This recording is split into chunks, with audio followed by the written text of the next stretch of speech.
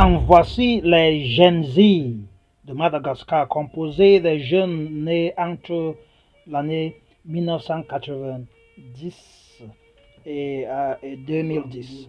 Bon, ils sont très efficaces pour, n'est-ce pas, euh, l'utilisation des outils digitaux pour la mobilisation rapide des informations cruciales concernant le gouvernement de Madagascar.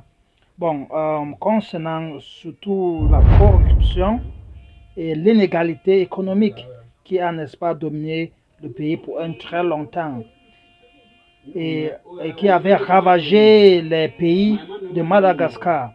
Ils sont, n'est-ce pas, des personnes qui ont, n'est-ce pas, inventé des phénomènes et qui ont, n'est-ce pas, cherché les solutions aux phénomènes concernant les réformes démocratiques de Madagascar et aussi, n'est-ce pas, un changement systémique qui était en train d'être graduellement délapidé par le gouvernement de Rajoelina Andry. Bon, tous ce mouvement qui ont été, n'est-ce pas, déclenchés par le mouvement et par les actions de Gen Z, le 25 septembre 2025, ont produit un résultat incroyable parce que Rajoelina croyait, n'est-ce pas, capable de contenir cela avec les dialogues. Bon, il n'a pas quand même réussi puisqu'il a été forcé de quitter le pouvoir suite à des manifestations massives qui ont, n'est-ce pas, pris toute la nation, motivées par les problèmes d'eau et problèmes d'électricité. Bon, un avion français dit a infiltré le président Rajoelina. Une action qui a, n'est-ce pas, abouti à une unité militaire et d'élite. Une unité militaire d'élite après avoir pris beaucoup de choses en considération.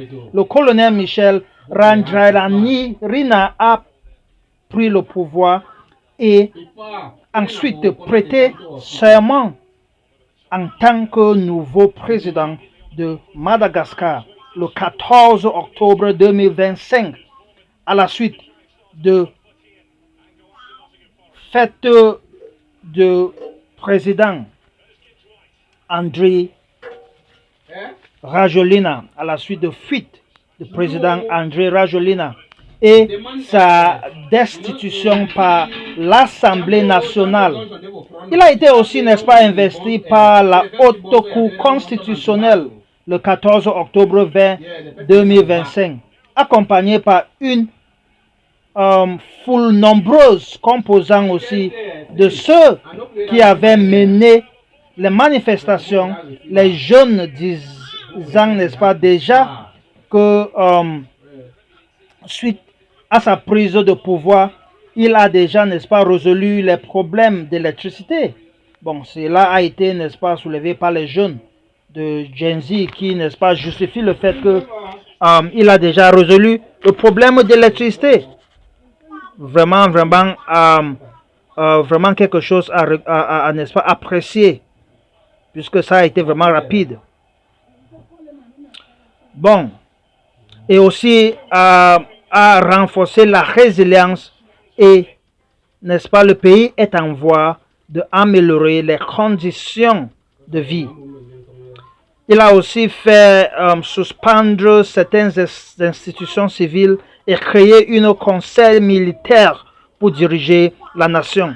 Il a aussi, n'est-ce pas, promis